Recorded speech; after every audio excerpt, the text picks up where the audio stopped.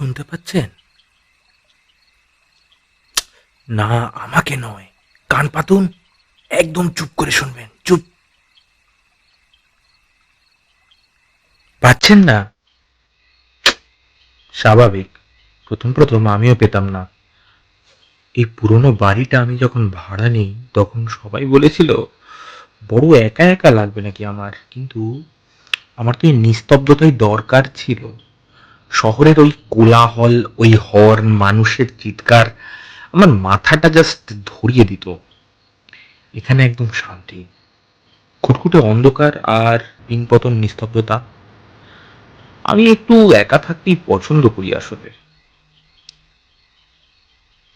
কিন্তু গত 3 দিন ধরে এই শান্তিটা আর নেই। ঠিক রাত 2টো বাজলে একটা আওয়াজ শুরু হচ্ছে, খুব সামান্য একটা আওয়াজ। মনে হচ্ছে যেন কেউ নখ দিয়ে কাঠ খামচাচ্ছে। একটা না, একঘেয়ে একটা আওয়াজ। আওয়াজটা আসে ঠিক আমার শোয়ার ঘরের ছাদ থেকে। প্রথম দিন ভেবেছিলাম ইঁদুর হবে, ইঁদুর তো হতেই পারে, তাই না? কি বলেন? এই পুরনো স্যাঁতস্যাঁতে বাড়িতে কাঠের কড়িবর্গা, তা ইঁদুর থাকবে না তা কি হয়? কিন্তু পরে কি খটকাটা লাগলো জানেন? ইঁদুর কি এত নিয়ম মেনে ঘড়ি ধরে ঠিক রাত 2টোয় কাট কাটে?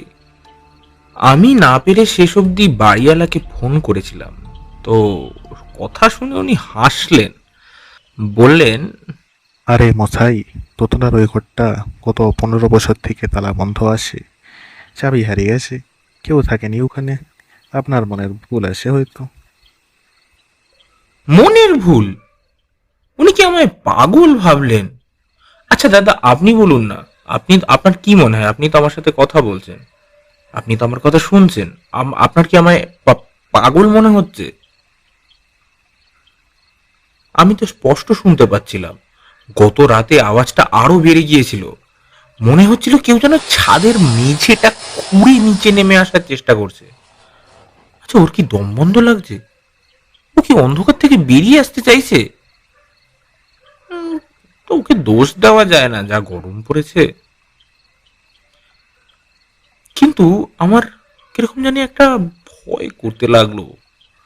আমার বারবার মনে হতে লাগলো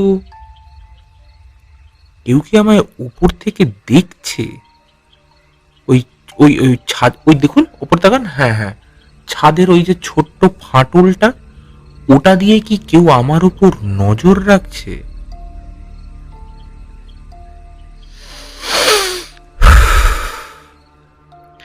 আজ রাতে সত্যি আর সহ্য করতে পারলাম না। বিশেষ করুন, আর পারা যাচ্ছে না।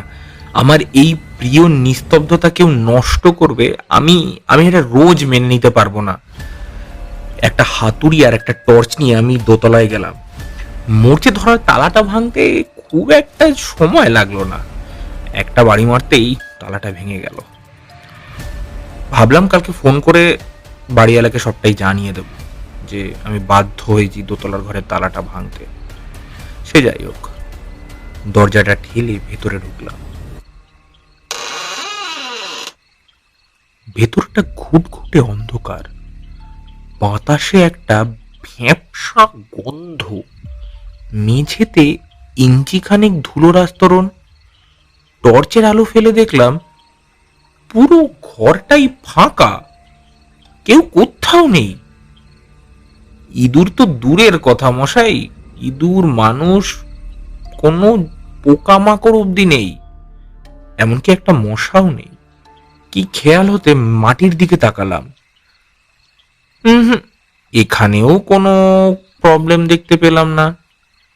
সাধারণত ভূতের গল্পগুলোই পড়েছি যে মেঝেতে ধুলোর ভিতর অনেকগুলো পায়ের ছাপ টাপ দেখা যায়, কিন্তু এখানে এই ঘরটায় আমি ছাড়া আর কারো পায়ের ছাপও নেই ধুলোতে। বুঝতে পারলাম না কি ব্যাপার হলো। তো এইভাবে ইতস্তত করছি, ওখানে ওখানে কিছুক্ষণ দাঁড়িয়ে ভাবলাম চলে আসি নিচে। ঠিক তখনই ঠিক তখনই একটা ভয়ঙ্কর ব্যাপার লক্ষ্য করলাম। আমি যখন ওই ঘরটার মাঝখানে দাঁড়িয়ে আছি, আওয়াজটা তখনও আসছিল। আমার আমার খুব ভয় হতে লাগলো। মনে সামান্য একটু সাহস সঞ্চয় করে ছাদের মেঝেতে কান পাতলাম আমি। না, আওয়াজটা মেঝে থেকে আসছে না। এক মুহূর্তের জন্য আমার একটা সন্দেহ সত্যি হবার আশঙ্কায় মেরুদণ্ড থেকে একটা ঠান্ডা বরফের স্রোত নেমে গেল। আমি ছুটে নিচে নেমে এলাম, বাথরুমের আয়নার সামনে দাঁড়ালাম, টর্চের আলোটা নিজের মুখের ওপর ফেললাম। আওয়াজটা বাইরে থেকে আসছে না। দোতলার ঘরটায় সত্যিই কেউ নেই।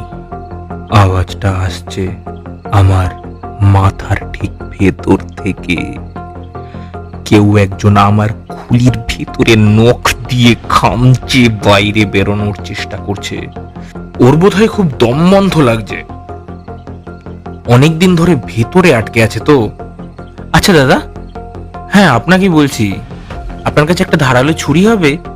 দিন না দাদা, প্লিজ একটু দিন, আমি একটু পরেই ফেরত দিয়ে দেবো। আপনি আমার কাছ থেকে নিয়েও নিতে পারবেন। আমি, দেখুন না, আমায় দেখলে মনে হচ্ছে আমি রোগা পাতলা একজন মানুষ। আপনার কি মনে হয় আমার এই ছুরি চুরি করে পালিয়ে যাওয়ার মতো অবস্থা রয়েছে? দিন না দাদা। আচ্ছা ঠিক আছে, থ্যাংক ইউ ছুরিটা দেওয়ার জন্য।